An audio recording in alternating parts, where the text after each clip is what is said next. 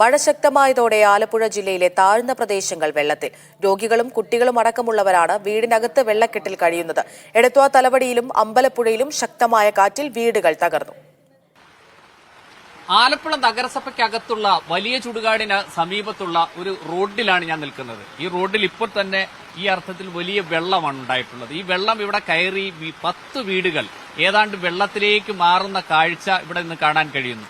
കാരണം ഈ വീടുകൾക്കകത്തേക്ക് വെള്ളം കയറി വലിയ പ്രയാസം അനുഭവിക്കുന്ന നിരവധി വീട്ടുകാർ, അവർക്ക് എന്ത് ചെയ്യണം എന്നറിയാൻ പറ്റാത്ത ഒരവസ്ഥ. കാരണം ഇവിടെ ഈ വെള്ളം കയറുന്നതിന് ഒരു പ്രധാനപ്പെട്ട കാരണം ഇവിടെ കയ്യേറ്റം ഉണ്ടായിട്ടുണ്ട്. തോട് അടച്ച് റോഡുണ്ടാക്കി, അല്ലെങ്കിൽ ആ വസ്തു കയ്യേറി മതില് കെട്ടി, ഇതൊക്കെ ചെയ്തതിന്റെ ഫലമായി ഉണ്ടായ പ്രശ്നമാണെന്ന് നാട്ടുകാർ തന്നെ പറയുന്നു. അവരോട് തന്നെ ചോദിക്കാം, എന്താണ് ശരിക്കും ഇവിടെ ഉള്ളൊരു പ്രശ്നം? ഇവര് തോട് നികത്തി അന്ന് മുതൽ ഞങ്ങൾക്ക് ഈ വെള്ളപ്രശ്നം. ഞങ്ങൾക്ക് ഈ വെള്ളപ്രശ്നം എന്ന് പറഞ്ഞാൽ ഒരു തുള്ളി ഒഴുകി പോകത്തില്ല. എല്ലാം ഞങ്ങളുടെ ഓരോരുത്തരുടെ വീട്. ഞാൻ ഈയിടെയായിട്ട് ഒരു വീട് വെച്ചു മുനിസിപ്പാലിറ്റി. അത് കാരണം എന്റെ വീടിനകത്ത് വെള്ളം കയറിയില്ല. അപ്പൊ 9 ലക്ഷം രൂപ ഞങ്ങൾക്ക് കട കയറിച്ചാണ് ഞങ്ങൾ വെച്ചത്. എന്നിട്ട് ഇത്രയും പേര് ഞങ്ങൾ എല്ലാ പ്രാവശ്യം ക്യാമ്പിൽ പോകും. പഴവീട്ടി ക്യാമ്പിൽ പോയാണ് ഞങ്ങൾ കഴിയുന്നത്. ഇപ്പത് എല്ലാ വീടുകളിലും, ഞങ്ങളുടെ വീട് ഒഴിച്ച എല്ലാ വീടുകളിലും വെള്ളമാണ്. എന്റെ വീട് മാത്രം വെള്ളം കയറിയിട്ട് ഓരോ വീട്ടുകാരും തന്നെ ഇറങ്ങി റോഡിൽ നിൽക്കുന്ന അവസ്ഥ. കാരണം പെരക്കകത്ത് നിന്നാലും ഇതേ അവസ്ഥ, റോഡിൽ നിന്നാലും ഇതേ അവസ്ഥ. റോഡും വീടും ഒക്കെ ഏതാണ്ട് വെള്ളത്തിലേക്ക് മാറുന്ന കാഴ്ച ഈ ഭാഗത്ത് കാണാൻ കഴിയുന്നുണ്ട്. ശരിക്കും ഈ കയ്യേറ്റമാണോ ഇവിടുത്തെ പ്രധാന പ്രശ്നം? കയ്യേറ്റമാണ്. ആദ്യം തന്നെ ഇത് പ്രളയ സമയത്താണ് ശരിക്കും ഇതിനകത്ത് ഇത്രയും വെള്ളം ഞങ്ങൾ പ്രതീക്ഷിക്കാതെ വന്ന് കയറിയപ്പോഴാണ് അറിഞ്ഞു. ഈ തോട് നികത്തി ഇത്രയും ഇതായി കയ്യേറിയത് കൊണ്ടാണ് ഇങ്ങനെ വെള്ളം വന്നത്. അതിൽ പിന്നെ ഞങ്ങൾ മുനിസിപ്പാലിറ്റീനെയും അതുപോലെ റവന്യൂ ഓഫീസറെ എല്ലാവരും ഞങ്ങൾ സമീപിച്ചതാണ്. അവിടെ നിന്നൊക്കെ ഓരോ കാര്യങ്ങൾക്കും ഞങ്ങൾ ചെന്ന് തിരക്കുമ്പോഴാണ് അവരോരോ കാര്യങ്ങൾ പറയുന്നത്. ഇപ്പൊ എന്ത് പറഞ്ഞാലും ഇത് പൊളിക്കാനുള്ള പേപ്പറുകൾ വരെ വന്ന് ഒരാഴ്ചക്കുള്ളിൽ ഇത് പൊളിച്ച് നീക്കം ചെയ്യണമെന്ന് പറഞ്ഞിട്ട് പോലും കൌൺസിലറോ മുനിസിപ്പാലിറ്റി അധികാരികളോ ആരും ഇങ്ങോട്ട് വന്ന് തിരക്കിയിട്ടില്ല.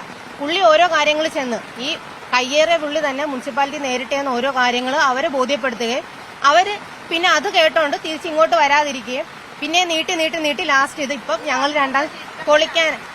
പൊളിക്കാനുള്ളൊരു തീരുമാനം എത്തിയ സമയത്ത് ഇതിൽ എല്ലാവർക്കും കൈയുണ്ട്. കൌൺസിലർ ഉൾപ്പെടെ ഞങ്ങൾ പറയും. കാരണം ഇത്രയും വെള്ളം കയറിയിട്ട് പോലും ഈ ഇങ്ങോട്ടൊന്ന് തിരിഞ്ഞു നോക്കിയിട്ടില്ല. കുഞ്ഞുങ്ങളും പ്രായമുള്ള ആൾക്കാരും ഒരുപാട് പേരുണ്ട് ഇവിടെ.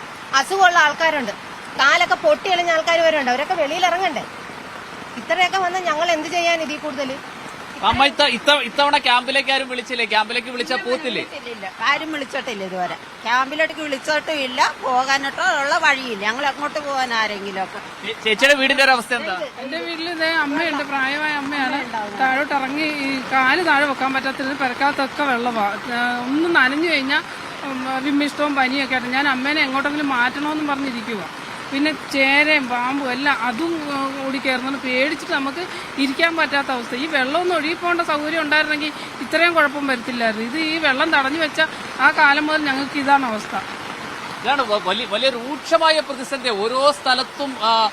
കാരണം 10 വീടുകൾ അടങ്ങുന്ന പിന്നെ ആ വീടുകളിലെ നിരവധി ആളുകൾ, 10 വീട്ടിലേക്ക് നമുക്കറിയാം ഒരുപാട് ആളുകളുണ്ട്. പ്രായമായ ആളുകൾ അടക്കമുള്ള ആളുകൾ അനുഭവിക്കുന്ന പ്രതിസന്ധി. ഒരു ഭാഗം കയ്യേറി അത് വസ്തുവാക്കി മാറ്റി അത് നിയമത്തിന്റെ പിൻബലത്തിൽ കൊണ്ടു നടക്കുന്ന ഒറ്റ പ്രശ്നം കൊണ്ട് സംഭവിക്കുന്ന വലിയ ദുരന്തം നമുക്ക് പോലും ഇവിടെ കാണാൻ കഴിയുന്ന അങ്ങേയറ്റം സങ്കടകരമായ കാഴ്ച.